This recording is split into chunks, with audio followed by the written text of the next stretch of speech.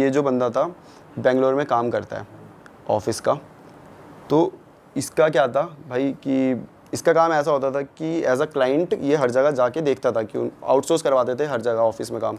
तो different office में जाएगा, डिफरेंट लोकेशन में, और वहाँ देखता रहेगा कि भाई हाँ सही से हुआ है कि नहीं हुआ ये वो।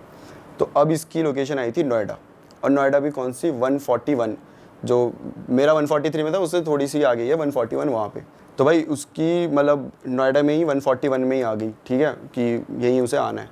अब आप 141 साइड गए हो, वहाँ पे ना खाली इलाका है, ज़्यादा ऐसा नहीं है, ज़्यादा वो नहीं है, खुला एरिया है, जंगल है, सोसाइटी है, खाली लैंड बहुत है, इस टाइप का है।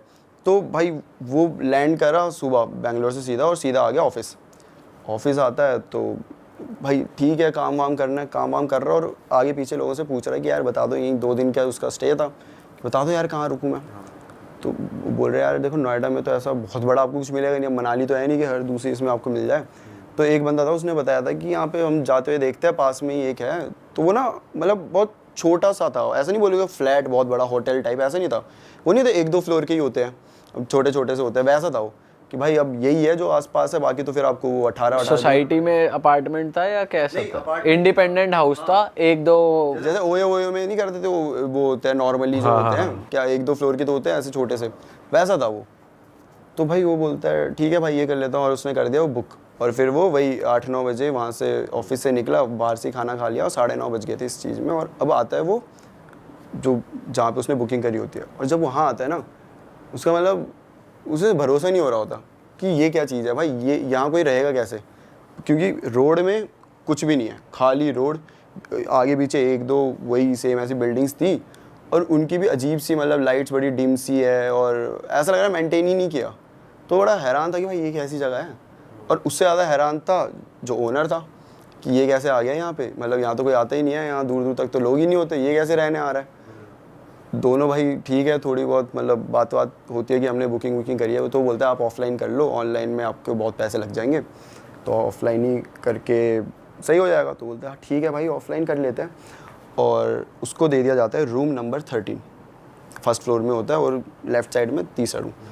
तो ठीक है भाई जाता है वो रूम नंबर 13 में चला जाता है, और वहाँ पे अब रख दिया उसने काम वाम। लेकिन ना वो जब एंटर किया है उसको ना बड़ा अजीब सा लगा, जैसे बहुत अजीब सी स्मेल आ रही थी उधर, समझ नहीं आ रहा था उसे। लेकिन वो यही सोच रहा था कि भाई मेंटेन तो किया नहीं इन्होंने, ना झाड़ू वो कुछ नहीं लगाया हुआ है, इतना ऐसे ही रखा हुआ है। तो ठीक है भाई अब 2 दिन की बात है, और बहुत कम पैसों में था।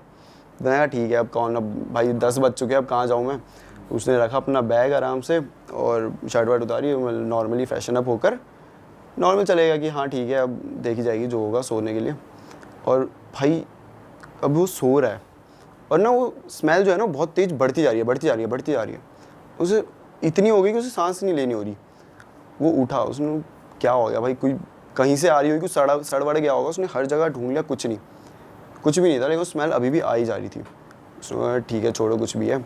फिर वो बैठ गया, और फिर मतलब थोड़ा सा काम वाम करा। वो उठ जाते तो एकदम नींद नहीं आती ना, तो उसने थोड़ा सा काम वाम करके फिर सोने लग रहा है। और वैसे मतलब इस साइड सो रहा है वो, लेफ्ट साइड में पूरा इस साइड दीवार है उसके। तो सोते सोते उसने ऐसा करवट बदली, और उसको दिखता है कि चेयर में कोई बैठा हुआ है, ठीक है, कोई बैठा हुआ है, और उसकी ऐसे धड़कने रुक गया भाई उस टाइम पे कि ये क्या है। एकदम से वो उठा, तो उसे एकदम से याद आया कि शिट, मैंने तो चेयर पे बैग रखा हुआ था, उसने शर्ट भी वहीं रखी हुई थी। तो वो ऐसा इल्यूजन सा क्रिएट हो रहा था कि कोई अक्सर हो जाता है ये। हाँ, लेकिन कोई था रखा सामान है, लगता आदमी बैठा। हाँ, तो उसे ऐसा लगा कि कोई नहीं है ऐसा वैसा। और अभी मतलब वो ऐसा राहत फील ही कर रहा है कि हाँ कुछ नहीं है। तब उसे एकदम से रियलाइज़ होता है कि ना बेड में तकिया नहीं था। तो उसने वो जो बैग रखा था, वो बैग को एज अ तकिया यूज़ कर लिया था, जिसके ऊपर अभी उसका गर्दन है।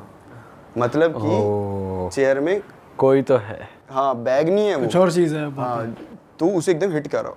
फिर वो ऐसा हो गया शिट। और ना अब जैसे शर्ट ऐसे रखी हुई थी, तो उसके ऐसे धागे नहीं थे इतने सारे जो ऐसे उड़ रहे हैं, वो ऐसे बाल थे किसी के जो उड़ रहे हैं अजीब से। अच्छा। और वो मतलब उसको समझ नहीं आ रहा ये क्या चीज़ है भाई।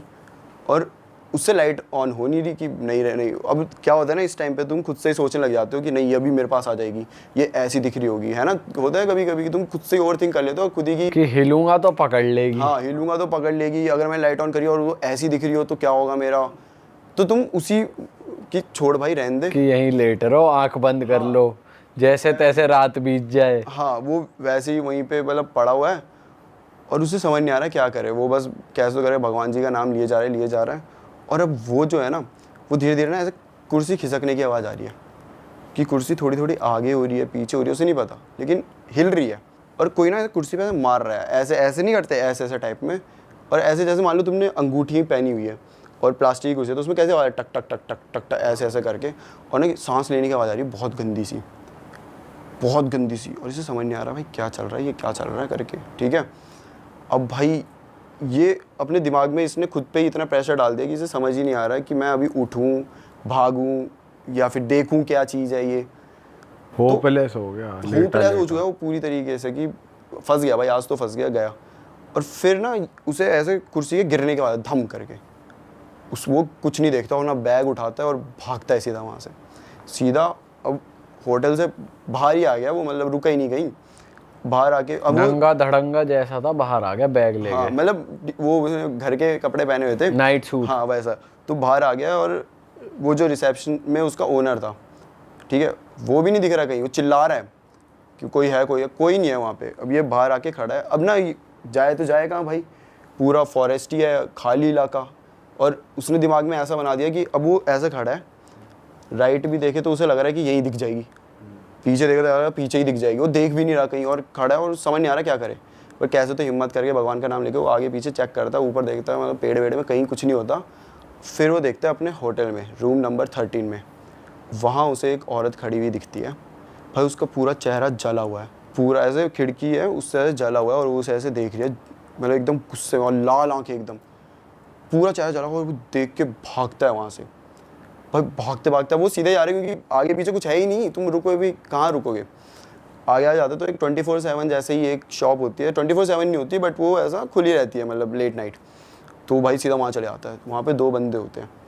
तो बोलता है कि भाई क्या बोलते, वो पूछते हैं कि क्या हुआ तुम्हें ये हालत कैसे होगी तुम्हारी। वो भाई उससे सांस नहीं ली जा रही, बोला नहीं जा रहा। उसे पहले तो काम डाउन करते, भाई तू बैठ, पानी वानी पी आराम से, और आराम से बता क्या हुआ। बताता है कि भाई वहाँ पे ऐसा ऐसा देखा, ये वो बोला, उससे जा ही ना था, वही हकला गया, ऐसे तो कह रहा था कि भाई वो ऐसे दिख गया। तो वो बोलता है कि शिट, तुम्हें सबसे पहले तो उधर जाना ही नहीं चाहिए था। क्यों भाई, क्यों नहीं जाना चाहिए था, ऐसा क्या था वहाँ पर। तो वो बताते हैं कि ये तुम्हारे साथ पहला केस नहीं हुआ है ये जो हुआ है, ऐसे यहाँ मल्टीपल केस हुए हैं। अब इसकी बैक स्टोरी क्या थी भाई, एक टाइम था करीबन 2 साल पहले की बात होगी है, कि वहाँ पर अच्छा खासा चल रहा था, लोग आते थे, ठीक है। तो एक बार ना एक कपल आता है, लड़की और उसका पति होता है, ये आते हैं और यही रूम नंबर 13 में रुके होते हैं। और भाई पता नहीं क्या होता है इनके बीच, लड़ाई होती है, क्या होता है किसी को नहीं पता। लेकिन अगले दिन उसकी बॉडी मिलती है, लड़की की बॉडी मिली। रूमर्स फैल गए आगे पीछे कि भाई ये यहाँ पे तो कत्ल हुआ है, ऐसा ऐसा करके। अब रूमर्स जब फैले ना, तो साथ में ये भी हो जाता है ना कि कत्ल हुआ है तो लोग नहीं जाते उस साइड की, भाई ये रहने दो, कहीं और दे दो नॉर्मल सा। तो ऐसे करके सब उसे 13 को ऐसे करने लगे, नहीं भाई ये नीचे। और ऐसे करते करते धीरे धीरे उसकी ब्रांच भी थी, मतलब उसका ये एक ही नहीं था, इसके ऐसे ही नाम के और भी 2-3 थे। अब लोग वहाँ जाने ही नहीं लगे एक टाइम बाद, क्योंकि ना उन्हें वहाँ ऐसा लगता था कि ये औरत घूम रही है।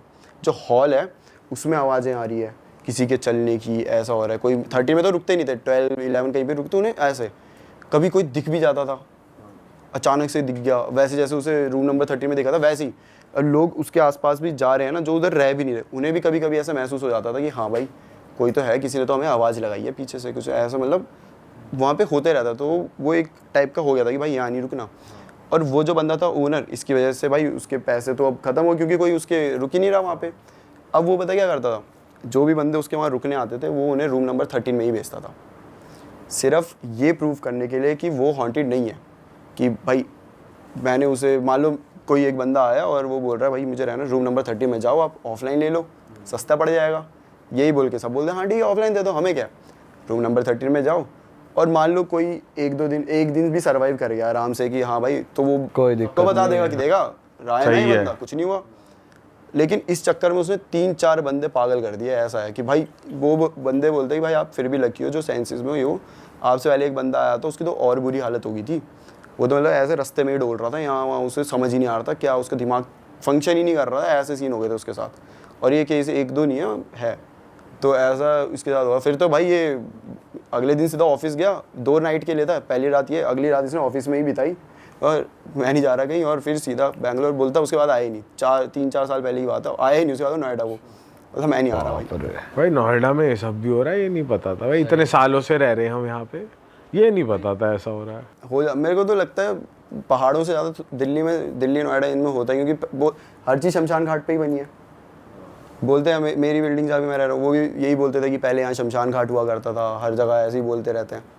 तो वहाँ होती रहती है भाई चीज़ें। और मैंने तो ये भी सुना है कि ब्लैक मैजिक दिल्ली में बहुत होता है।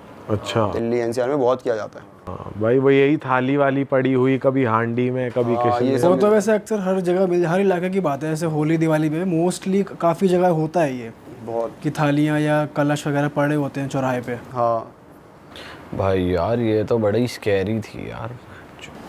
क्या चीज़ हो रही है यार ये नोएडा में, इस इलाके में। ये तो अलग ही चीज है। वो तो पूरी बिल्डिंग ही हॉन्टेड है एक तरीके से। जब उसने चुड़ैल को देखा, उस जो भी एंटिटी थी वो तो नीचे से देखा, ऊपर फ्लोर पे या लॉबी में ही कहीं पे देखा कि 13 नंबर, मतलब जब वो दिखी थी उसे। नहीं, उसने वो जब वो अपने रूम में था तब तो उसने आंखें बंद, मतलब उसे एक झलक मिली थी, हवा में बाल उड़ रहे हैं वो, लेकिन उसे नहीं पता वो कैसे दिखती है, उसमें कुछ नहीं पता, उसके कुछ फीचर्स नहीं पता। उसने अपने दिमाग में बना लिया है, एक चेहरा बना दिया है ऐसा, उसने पहले से सोच लिया अब ये मेरे पास आएगी, ऐसा करेगी वैसा। तो उसको उसमें इतना डर लग गया था।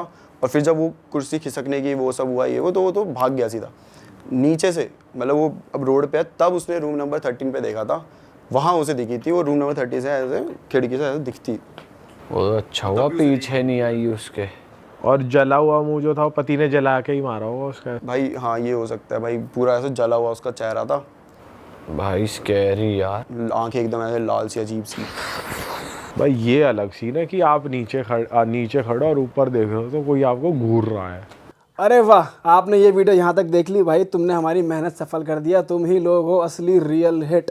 और अगर आपको बहुत मजा आ रहा है ऐसी क्लिप्स में, ऐसी वीडियोस में, तो फटाफट जाइए प्लेलिस्ट पे बिंज वॉच कीजिए, सारी वीडियोस देख डालो और मौज काटो। That is it. हम मिलेंगे नए पॉडकास्ट में, नई क्लिप में। Till then bye bye, see you, take care, do subscribe. Best of Real Talk Online. Okay bye bye.